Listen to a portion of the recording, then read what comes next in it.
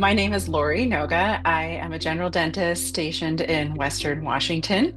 I have four locations that I started building in 2012. I was a fully de novo model throughout this process.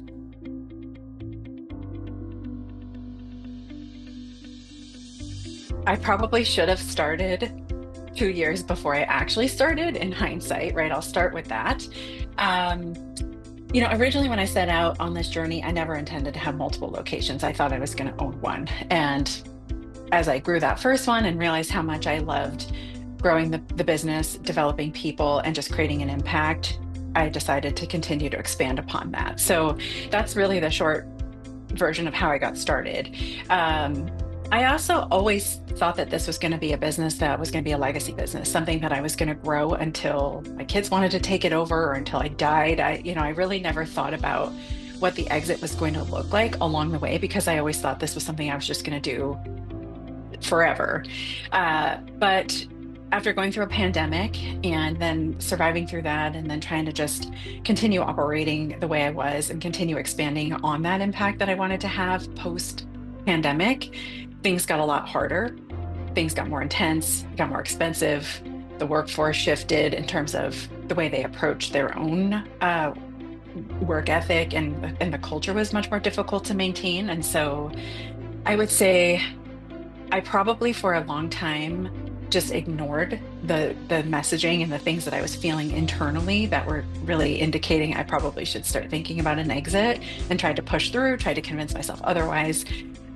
But I think there was just a turning point actually when my husband, who was also part of the group, came home one day and was like, I think I'm done doing this. Like, I think I'm ready to start looking at another way forward. And when he said that, I think for me that was really a light bulb moment, because he's somebody who can really put up with a lot of things and tolerate a lot. And if he had hit that point, I was probably already way beyond, honestly, needing to start thinking about an exit. And because I hadn't really thought about how I was ever going to exit out of this, because I really truly believed it was going to go on forever, I had to really start thinking about what does that look like, and started asking questions. And that's kind of when I reached out to Tusk to say, hey, I want to have a discussion around this. What are my options? What does this look like for me going forward?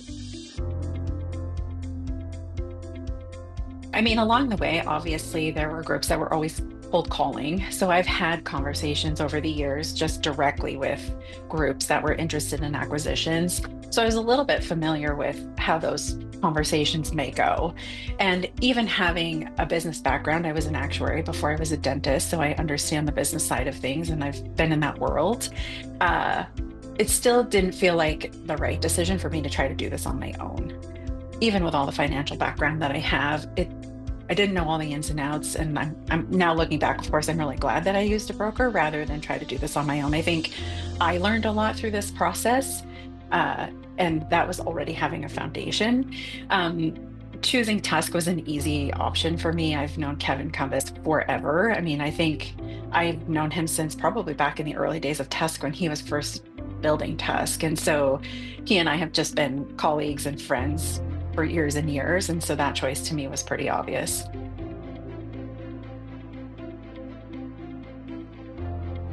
For me, the thing that stood out the most was that Tusk has a very solid process from the very first phone call all the way through closing. And I'm a very process driven person, so I appreciated that.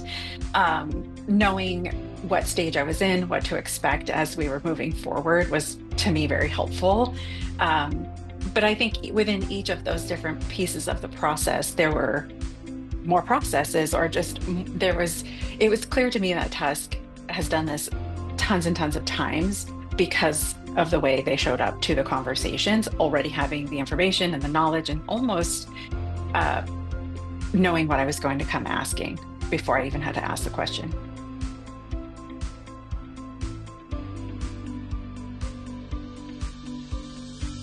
Having a little bit of an idea of what the potential buyers would look like, right? It's JV, it's Holdco. There's a couple of buckets that the potential buyers fit in. And so I at least had a foundation and an understanding of what to expect from a buyer pool.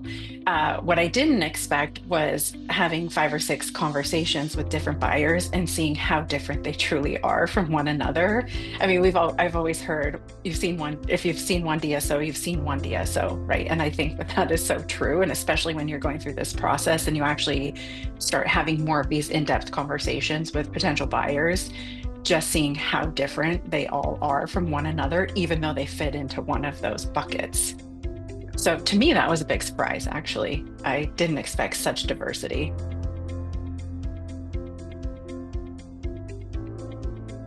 I would say proceed with caution, with a lot of caution, because there's so many things that we don't really know going into this process. I thought I knew a lot going in, and there was still an immense amount of knowledge that I gained through the process. Uh, and I don't know if I hadn't used Tusk through this, I don't know that I would have even known to ask those questions, known to look for those things in the deal, in the documents, right? There's just so many parts and pieces to this that actually can change the trajectory post transition that I don't think I would have ever even known. I think if I had run up against some of these obstacles that we ran up against, if I were doing this on my own, I probably would have just walked away and stop the conversations altogether. I don't think I would have worked through them because I don't think I would have known how. And even if I tried, I'm not sure I would have gotten the same result. Absolutely. Like I said, I've known Kevin forever. He's a great friend of mine. He's a great person. And now, having actually gone through his business model, I really have an even deeper understanding of what he's trying to accomplish and how he supports buyers and sellers. And I just appreciate that so much. I would absolutely recommend Tusk.